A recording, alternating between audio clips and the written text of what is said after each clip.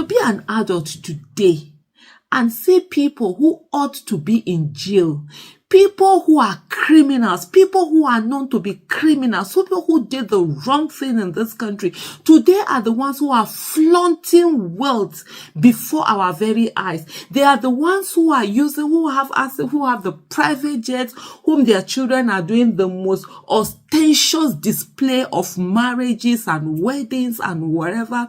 If I tell you it doesn't hurt me, wallahi, I am lying. Because it has come to a place where for you doing the right thing in this country, it's as if you're the fool. It's as if you're the one who doesn't know what you're supposed to do. People who are criminals, people who should be behind bars. So guys, this is a pathetic story of Nnamdi Umeh, a guy who exposed what has been going on in the Nigerian police. And guess what? This guy has been arrested for years. I mean years. And he has still not regained his freedom. Guess what? They brought a whole lot of charges against him, accusations. We all know what has been trending on Twitter recently, where a policewoman recorded a fellow policeman who went into a lady who was in detention. You may have seen that video, that a woman saw a police officer doing the wrong thing and recorded a video exposing that police officer to the whole world. Guess what? That woman has been sacked and a whole lot of accusation has been brought against her. So the trick of the police is each time they want to really get you, they will just lay all kind of accusation against you. And as it stands now, Nnamdi Umeh exposed, the organ trafficking going on in a particular section in this country, the police in that section. And guess what? They came after him, they arrested him, they now brought a whole lot of allegations against him. And even when he was charged to court, you need to see the bail conditions that they gave him. They gave him strong bail conditions. And as it stands now, the police is saying that for the fact that he has not been able to meet the bail conditions, that Nnamdi will still, remain detained, meaning that Nnamdi might risk life in jail because he came out to expose the Nigerian police. So guys, this country is somehow, they tell you when you see something, say something. It's not working in Nigeria. When you see something, you say something, they will come after you. And guess what their next step will be? To begin to lay all kinds of accusations, against you. We've seen people who the police will stop. If you are not careful, they will want to plant something, if it's in your house or in your car. And that is why we keep saying we need reforms, in our police system.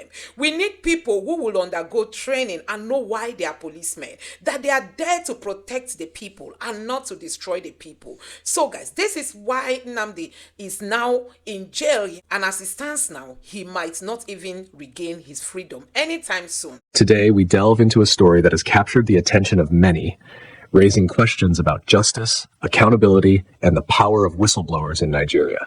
This is the story of Nnamdi Umeh, a young man whose courage to expose alleged corruption and human rights abuses within the Nigerian police force has kept him behind bars for nearly 2 years.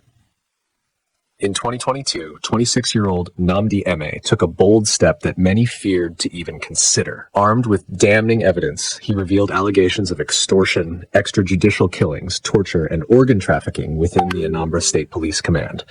His revelations sent shockwaves across the country, and for a moment there was hope that justice would be served.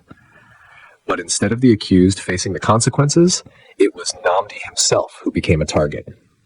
Arrested under charges ranging from defamation to money laundering, Nnamdi's bravery quickly turned into a personal nightmare. On paper, the charges against Nnamdi seem serious: illegal possession of firearms, unlawful fund transfers, and defamation of character. The Nigerian police force claims these accusations were based on credible investigations. Yet, many argue that this is retaliation, a deliberate attempt to silence a whistleblower who dared to challenge the system. While Nnamdi pleaded not guilty, the details surrounding his continued incarceration paint a troubling picture.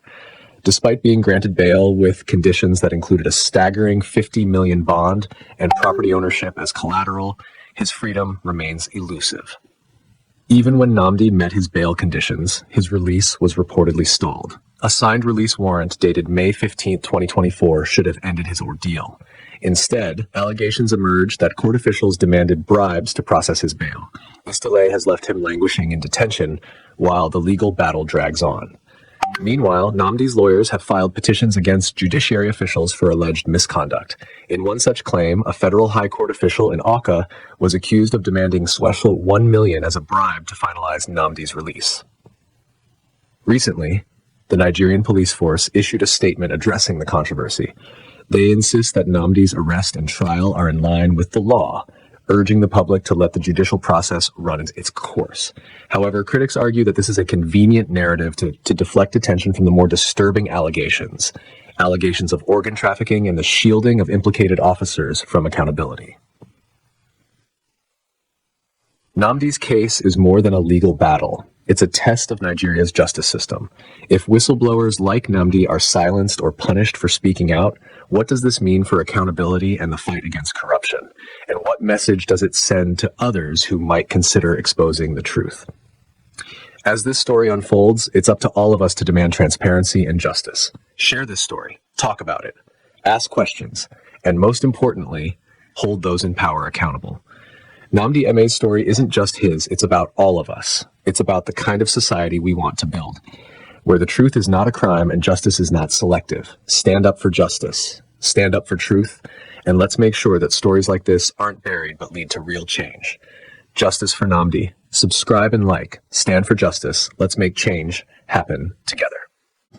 To be an adult today and see people who ought to be in jail, people who are criminals, people who are known to be criminals, people who did the wrong thing in this country, today are the ones who are flaunting wealth before our very eyes. They are the ones who are using, who have the private jets, whom their children are doing the most ostentatious display of marriages and weddings and whatever. If I tell you it doesn't hurt me, wallahi, I am lying. Because it has come to a place where for you doing the right thing in this country, it's as if you're the fool.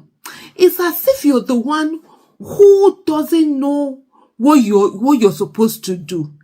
People who are criminals, people who should be behind bars. This thing has been hurting me in my bones, just seeing this ostentatious display of wealth, illegal wealth. People that should be behind bars are the people who are flaunting their wealth before me. I saw a tweet one time where somebody said, while other people's parents were looting money, what was my daddy doing? It has now become a crime to do the right thing. They will shame you, they will abuse you, they will insult you. You know, because you have seen the people who have looted this country. They are displaying wealth. They are having a good life. Why that their father worked for this country? They had opportunity, but they refused to take anything. They are suffering. I worked every day. Senate building. You know, it got to a place. I'm a fighter. People don't know. That's what people tell me, that Nigeria will give. I'm like, you don't know my life. If you know my life, Nigeria is changing it to be a better place. Because I was not given any opportunity. Nobody believed. In 2014, my mom called me and she said to me, thank you for dreaming for the whole family. One person can dream for a whole family and take them out of the trenches. So the same way, a few people can dream for the whole nation and take a whole nation out of the trenches. And I will go. Sometimes there's nothing that people, they don't say. The lift in ABU's area, Senate, when people are standing on the floor, I will go through the stairs and I will reach before they reach. People even now say, I'm even down there. I'm going to race you and I will get there before them. That's to tell you how I walked that thing. I never gave up. First list, second list, third list, whatever list, Gamgee list, VC's list, every list. People told me, Aisha, you won't get admission. I said, I will come. Lectures have started everything until finally, that's why I will never forget AU Miso. He was the academic secretary. Finally got that admission.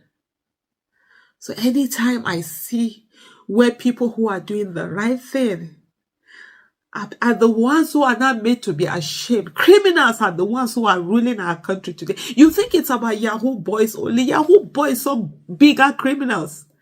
We have people who looted this country, who stole money, who carried money like this. People who are smugglers. Today they are rubbing it in our faces. The children are rubbing it in our children's faces. And we think everything is okay. Whew. No wahala. I always say to people, my inside will always match my outside. When I'm down, I will cry. And I'm not ashamed of crying. And for me, it's not weakness. It's who I am.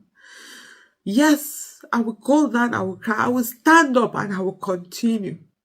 I will tell you today, I'm really broken. Say how criminals are the ones who are enjoying in this country, who are doing so much. Why the people who are doing the right thing are the ones who are being shamed?